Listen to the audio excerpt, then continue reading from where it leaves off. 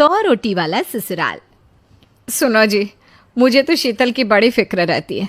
उसका ध्यान तो बस घर के बाहर दोस्तों के साथ घूमने फिरने में ही रहता है। उसे कुछ बोलो तो एक नहीं सुनती। मैं तो कहती हूँ इसकी जल्दी शादी वादी करवा दो, वरना लड़की हाथ से निकल जाएगी। तुमसे ज़्यादा चिंता है मुझे शीतल की शादी की। कल ही वो रामपुर वाले मौसा जी को फ़ोन भी किया था। बता रहे थे एक लड़का है नज़र में। उनका अपना घर है और लड़का भी अच्छा है। अरे तो फिर बस बात चलाओ ना, एक बार देखे तो सही लड़का और घर बार कैसा है। कौन से लड़की की बात चल रही है यहाँ? तुम्हारी शादी की बात चल रही है बेटी।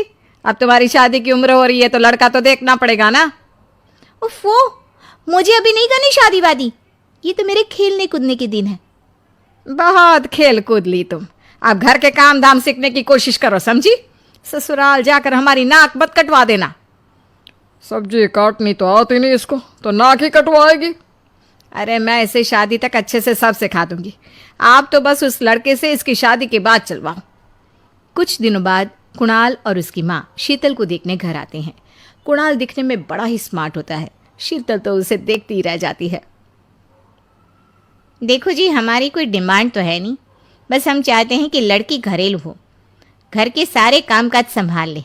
अब आपके परिवार में तो बस 3 ही लोग हैं, पर हमारा तो खूब भरा पूरा परिवार है। बाकी हमें लड़की के घूमने फिरने दोस्तों से मिलने से कोई दिक्कत नहीं है। घर का काम करने के बाद जो चाहे सो करे। अरे वाह, ये तो इतने बढ़िया लोग हैं। लड़का भी इतना स्मार्ट है और ऊपर से इन्हें मेरे घूमने फिरने से भी कोई दिक्कत नहीं है। हे भगवान, तूने तो बिना मांगे ही मुझे सब दे दिया। बताओ जी, और क्या चाहिए हमें? हमारी तरफ से तो रिश्ता पक्का है जी। बस फिर तो हंसी खुशी शीतल और कुणाल की शादी हो जाती है। शीतल मन ही मन बड़ी खुश होती है और उसी खुशी के साथ वो अपने ससुराल में कदम रखती है। आओ बहू, तुम्हारा अपने ससुराल में स्वागत है। ये मिलो अपने परिवार से। ये तुम्हारे ससुर जी, तुम्हारी ननद सुनीता और गीता, सुनीता के पति राजेश और उनके 2 बच्चे राजू और चिंटू। ये ना हमारे साथ यहीं रहते हैं। ये तुम्हारी दादी सास हैं और बाकी लोग अभी बाहर गए हुए हैं। इतने सारे लोग, ये सब यहीं रहते हैं इस घर में? अरे अभी तो मेरे देवर देवरानी और उनके 3 बच्चे यहाँ नहीं है। उसके मायके में भी शादी थी ना, तो बस वहीं गई है। कल तक आ जाएंगे। हे भगवान, ये घर है या धर्मशाला? ये सब एक साथ इस घर में कैसे रहते हैं? मुझे तो पता ही नहीं था इनका इतना बड़ा परिवार है। अब समझी कि कोई डिमांड क्यों नहीं की इन्होंने। ये सब चाल चले मेरे साथ। अरे बहू, खड़े खड़े क्या सोच रही हो? चलो अपने कमरे में जाकर आराम करो। जी माँ जी। अगले दिन शीतल का ससुराल में पहला दिन होता है। शीतल रसोई में जाकर सबके लिए खीर बनाने लगती है। तभी उसके ननद सुनीता आती है। अरे वाह भाभी, आज क्या बना रही हो? बस दीदी, आज वो पहली रसोई है ना, तो खीर बना रही थी। अरे भाभी, ये खीर वीर रहने दो। घर में 4 लोगों को शुगर है और कुछ लोग मीठा ही नहीं खाते। आप ना सीधा खाना ही बना दो। क्या फ़र्क पड़ता है मीठा बने या नमकीन? बस बहू के हाथ की पहली रसोई होनी चाहिए ना। जी दीदी, तो फिर मैं खाना ही बना देती हूँ। आप बता दो खाने में क्या बनेगा? बस सिंपल सी कोई सब्जी बना दो, जैसे आलू गोभी या आलू मटर, और उसके साथ रोटियां सेक दो। हमारे परिवार में अब तुम्हें मिलाकर पूरे 20 लोग हो गए हैं। 15 बड़े और 5 बच्चे।